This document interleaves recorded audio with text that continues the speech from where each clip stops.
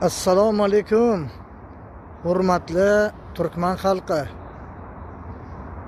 SSR parchalangandan so'ng siz ikkinchi diktaturaga qarshi, Berdimuhamedov Gurbangulga qarshi harakatlar boshlabsiz.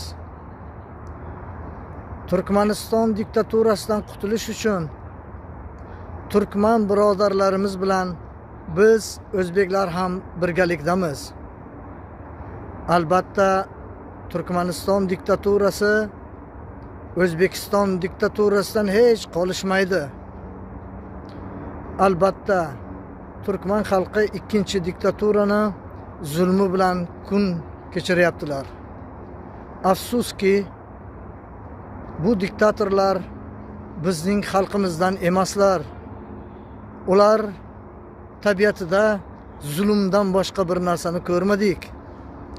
Ey turkman xalqi, albatta men va biz o'zbeklar birgalikda siz bilan sizning sa'y harakatlaringiz, maqsadlaringizni olqishlab, qo'llab-quvvatlaymiz.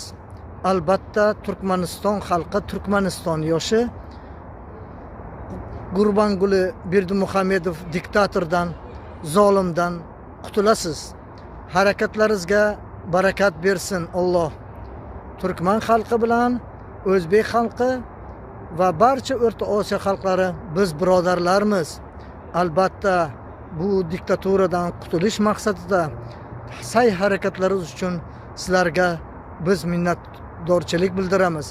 Albatta sizning harakatlaringizga Alloh subhanahu taolo barakat bersin deb hech bo'lmaganda biz duo qilib turamiz. Albatta duo bilan birgalikda yana biz ko'makdamiz, birgalikdamiz.